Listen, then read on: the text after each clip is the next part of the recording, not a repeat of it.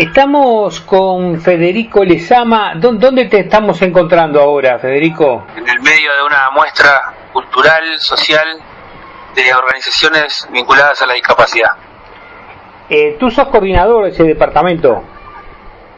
Coordino la Secretaría de Accesibilidad para la Inclusión, que organiza esta actividad y otras en el marco de este 3 de diciembre, que es el Día Internacional de los Derechos de las Personas con Discapacidad.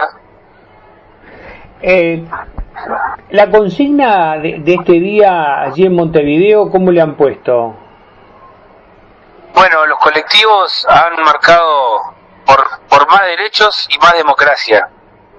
Esto tiene que ver con una reivindicación histórica del eje de los derechos por sobre el abordaje caritativo de la discapacidad, que ha sido una impronta histórica que ha ganado a las sociedades, tanto a nivel cultural como de las políticas públicas. Y la reivindicación de la democracia, en este contexto, tiene que ver con una acción que logró el colectivo, que fue establecer una ley que permitiera votar sin barreras. Estas elecciones nacionales tuvieron en su primera etapa de internas la dificultad para muchas personas de poder votar porque los circuitos eran inaccesibles. Y a raíz de ello se hizo una propuesta, una ley, que salió votada, y eso permitió que las personas que tuvieran alguna dificultad para ingresar a los circuitos pudieran hacerlo en otro de manera observada. Así se garantizó el derecho al voto en pleno 2019. Y eso para eso fue para las internas y para las nacionales también. Ya sea para la primera vuelta y la segunda, ya la ley estuvo vigente y las personas pudieron votar. Y eso también en el marco de un contexto regional donde se identifica una tensión en las naciones democráticas por lo que está pasando en Bolivia, lo que está pasando en Chile, en Brasil y en otras partes de Latinoamérica. El colectivo de la discapacidad no es ajeno a las debilidades y a los riesgos de la democracia, y lo trae como una de las consignas para este año. Federico, ¿y cómo se manejan las distintas discapacidades frente a esa situación? Por ejemplo, estoy pensando en ciegos. Bueno, con lo que tiene que ver con respecto al voto de las personas ciegas, hoy, por los sistemas que tenemos, tienen que ser asistidos para votar, no tienen la posibilidad de votar solos. Eso es una limitante para la calidad del voto. No están impedidos de votar como si lo estaban las personas que no podían llegar al circuito. Pero esto es algo que se incorporó en la discusión, que se busca que los derechos políticos no estén cercenados de ninguna manera para ninguna persona, sea cual sea el tipo de discapacidad. Otro ejemplo de los problemas es que las personas sordas no acceden a la información adecuada para poder tomar sus definiciones, por un tema de que los medios de comunicación no habían incorporado los intérpretes de lengua de señas. Esto es algo que también, a partir de la Ley de Comunicación Audiovisual, se obligó. Hay un capítulo que fue reglamentado y hoy, por ejemplo, todos los informativos tienen que tener obligatoriamente intérprete de lengua de señas. Esto además es un avance en democracia, es un avance en derechos sin lugar a dudas. ¿Cómo se ha manejado la intendencia a nivel de lo urbano? Bueno, las principales competencias que tiene la intendencia de Montevideo es el urbanismo, la movilidad. Dentro del urbanismo está lo que es toda la normativa de construcción, donde la intendencia ya hace 5 o 6 años estableció que todo lo que se construya en Montevideo tiene que ser accesible. Ha incorporado también que el transporte público tiene que tener condiciones de accesibilidad. Hoy rige una norma que establece que el 100% de las unidades de ómnibus que se incorporan a la flota tienen que tener piso bajo. Esto habla también de la accesibilidad como diseño universal, no solamente pensando en el usuario en silla de ruedas, sino pensando también en las personas mayores que muchas veces ven limitada su capacidad de movilidad. Y el otro gran eje es lo que refiere al espacio público. todo lo que son parques, plazas, veredas, ha sido una prioridad en el plan de obras de la Intendencia, y en los últimos años se ha venido avanzando en todos los barrios de Montevideo, y tiene como principal espacio público de visibilidad en los temas de accesibilidad el Parque de la Amistad, que fue diseñado desde cero para que fuera un parque que no tuviera ningún tipo de barreras. Nosotros nos conocimos justamente en la descarga de uno de los contenedores que venía de Noruega, de nuestro común amigo Caballero, para ese parque.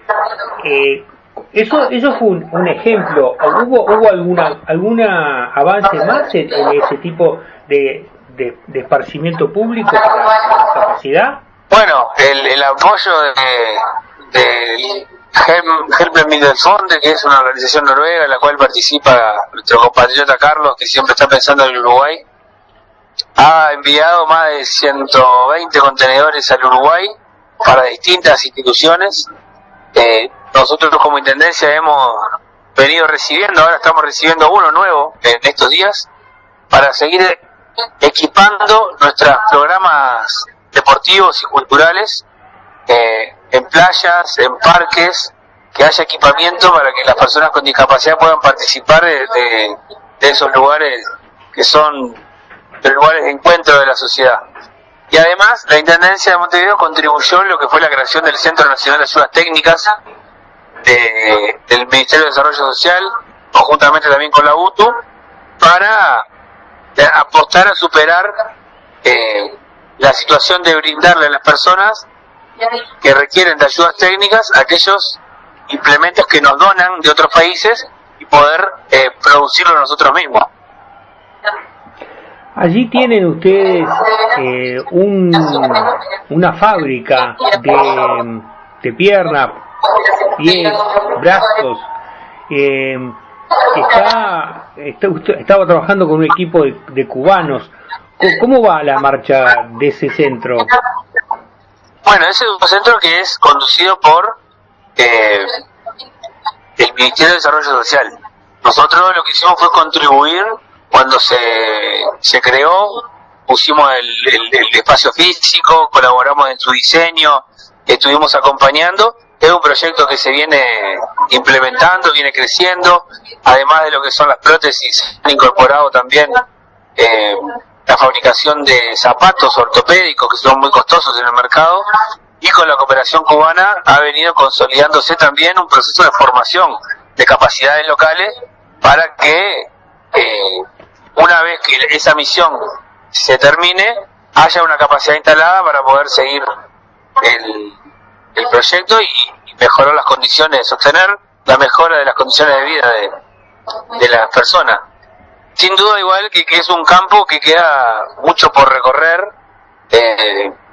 La demanda de las personas aún sigue siendo superior a la oferta de que se está brindando, pero bueno, parte de reconocerlo también nos permite trabajarlo y mejorar. Federico, ¿y vos cuánto hace que estás al frente de esta coordinación? Bueno, yo este año cumplo 11 años al frente de la coordinación. Ingresé en el año 2008 en el gobierno de Ricardo Ehrlich, y luego acompañé la gestión de Ana Olivera, y ahora lo que fue el trabajo de Daniel Martínez, y ahora estamos trabajando con Cristian.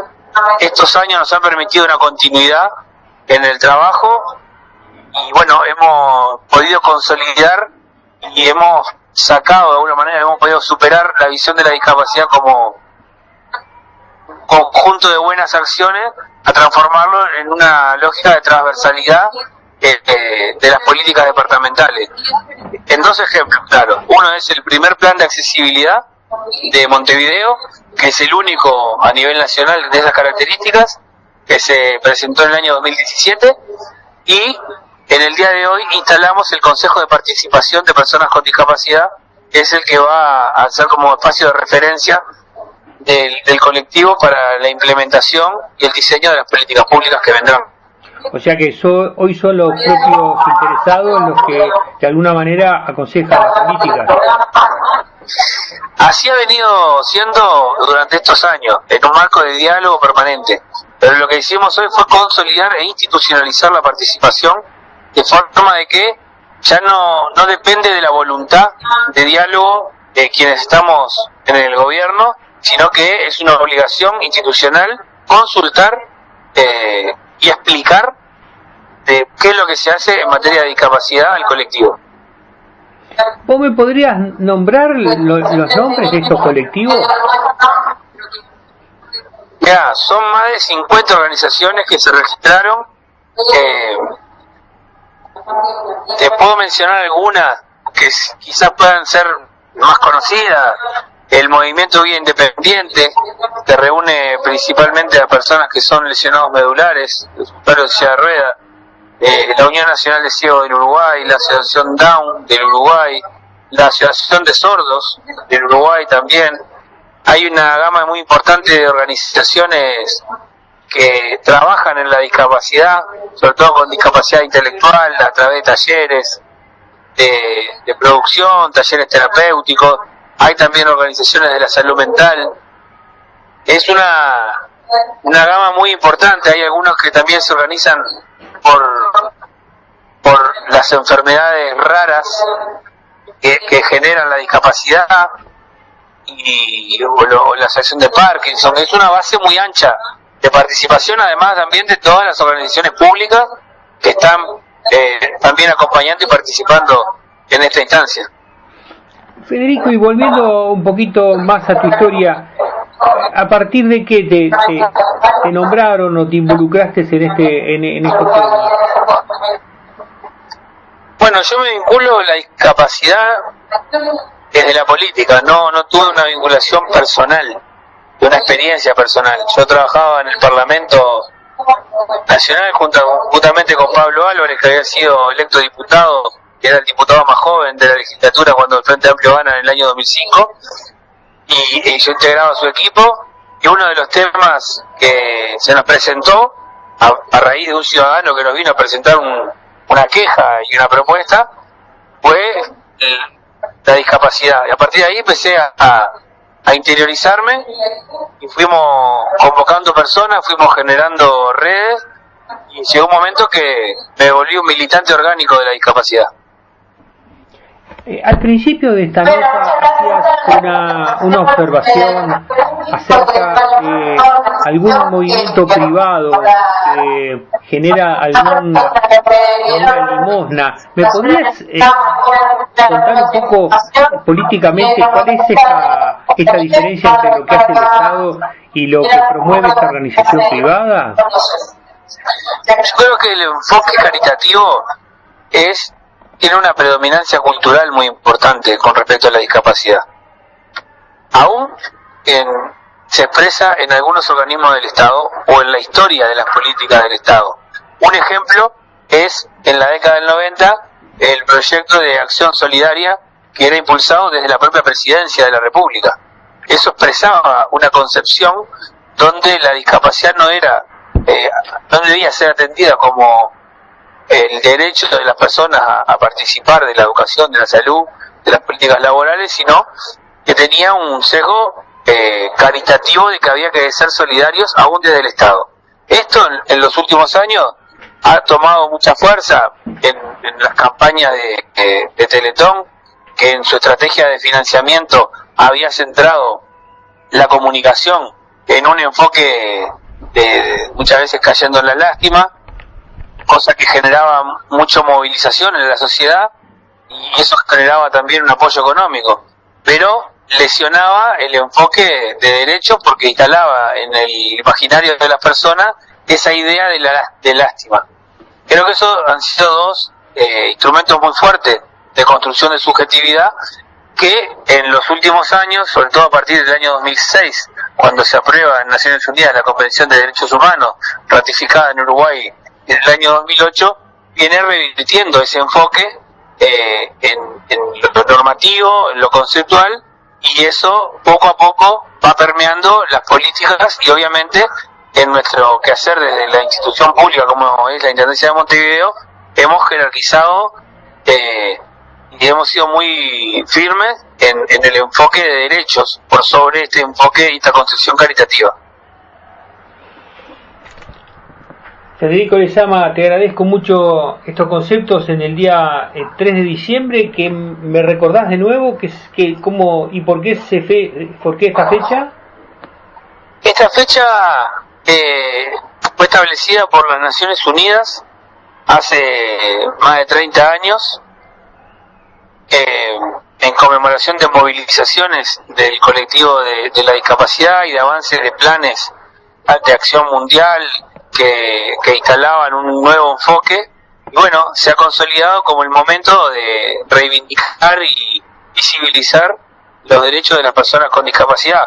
Lo que nosotros estamos haciendo a partir de ese día es poder generar una resonancia mucho mayor y que esto pueda trascender el día para meterse en la vida cotidiana de nuestro país.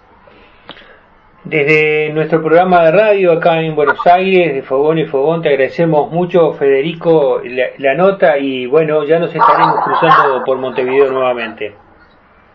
Saludo para toda la audiencia de Buenos Aires. Ahí hay un movimiento social muy activo, han tenido en los últimos tiempos que movilizarse por lo que han sido los recortes en las pensiones, lo que fue la cumbre de discapacidad organizada por los gobiernos de Brasil y Argentina. Y bueno, un saludo para todos y quedamos en contacto porque parece fundamental tejer ideas y alianzas en las dos orillas de nuestro Río de la Plata.